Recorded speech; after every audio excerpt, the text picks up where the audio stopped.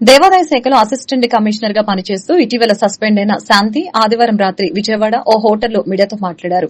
ఈ సందర్భంగా ఆమె మాట్లాడుతూ విజయసాయి రెడ్డితో శాంతికి అక్రమ సంబంధం ఉందని ఇటీవల ఆరోపణలు చేసిన తన మాజీ భర్త మదన్ మోహన్ అని తెలిపారు.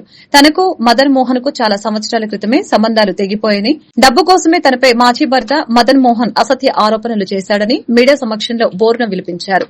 తాను మరొక వ్యక్తిని పెళ్లి చేసుకున్నానని, నేను విశాఖపట్నంలో పనిచేసినప్పుడు వైసీపీ తరపున విజయసాయిరెడ్డి ఉత్తరాంధ్ర ఇన్ఛార్జి కావడంతో డ్యూటీ విషయంలో కలిశారని, కలిసినంత మాత్రాన నాకు విజయసాయిరెడ్డికి అక్రమ సంబంధం అంటకట్టడం కరెక్ట్ కాదని శాంతి అన్నారు. నాకు విజయసాయిరెడ్డికి ఎలాంటి సంబంధం లేదని తెలిపారు.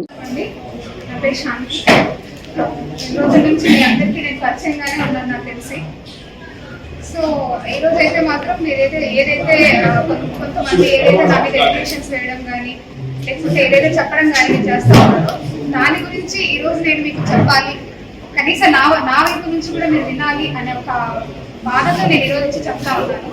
సో దయచేసి మీరు అందరూ కూడా వింటారు, విని నాకు కూడా మీ ద్వారా న్యాయం జరుగుతుందనేసి నేను ఈరోజు ముందుకు వచ్చి మాట్లాడతాను. బస్ నేను కూడా చెప్పే వినండి, తర్వాత మీ ఇష్టం. ఎవరైతే మదన్ మోహన్ మానిపాటి మా డిపార్ట్మెంట్కి వెళ్ళి కంప్లైంట్ చేస్తున్నారో దాని మీద ఈరోజు నేను క్షుణ్ణంగా మీతో మాట్లాడతాను. మా మ్యారేజ్ 2013లో అయింది. నవంబర్ 2013లో పెళ్ళయింది మా ఇద్దరికి. ఇది అరేంజ్ మ్యారేజ్. 2013లో పెళ్ళయింది. 2013 నుంచి మేము ఒక 1 year ట్రావెల్ చేసాం. ఆ 1 year ట్రావెల్లో ఇద్దరు కవల పిల్లలు, నాకు ఇద్దరు పాపలు. నేను ఇంకా నాకు లా కంప్లీట్ చేయలేదు అప్పటికి, నేను ఇంకా లాలోనే ఉన్నాను. 2000 ఇది మదన్ మోహన్ ఇచ్చిన కంప్లైంట్ మీ అందరి దగ్గర ఉంది. ఈ కంప్లైంట్ లో ఒక ఆడది ఎంత మందితో ఉంటుందనేసి రాశాడు. విజయసాయిరెడ్డి చెప్పారు ఎక్స్ వై జెడ్ దాంతో సుభాష్ ఇంతమందితో రాశారు. సిగ్గుగా లేదా అతనికి? తన పిల్లలకి ఒక తల్లిని సిగ్గుగా లేదా అతనికి? ఇంతమందితో నా రిలేషన్ ఏర్పడాలి. It is purely character association. అది నేను మంచిదండి, ఆడపిల్లని లేదు. మీరు అబ్బాయిలు ఏమైనా తుడుచుకుని వెళ్ళిపోతాను. రేపు నా బిడ్డలకి నిలబడి పెళ్లి చేయాల్సింది నేను.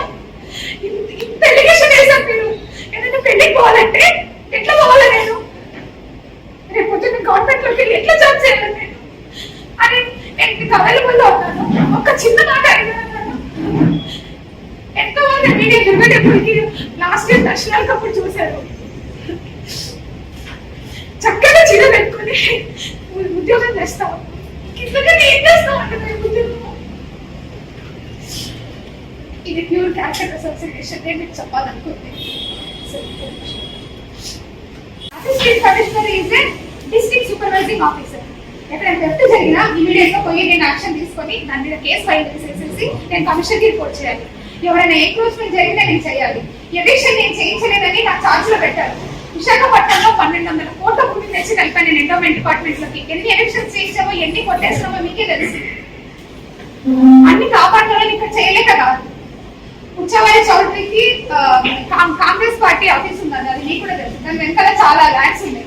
నేను ఎవిక్షన్ కి పగడబందీగా అన్ని రెడీ చేసుకున్నాను. నేను అప్పుడున్న మినిస్టర్ గారు ఆగమన్నారు, ఆగాం.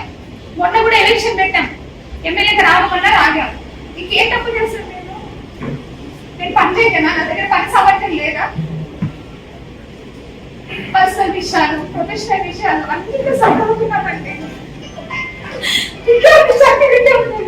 అంటే బిడ్డ తీసుకోవడానికి కూడా టైం లేదు అనుకుంటున్నాను. నేను పొద్దున పోతే సాయంత్రం ఎప్పుడో 10-11 గంటలకు వస్తా. ఏమంటే అడిగినట్టుగా మాట్లాడుతున్నాను.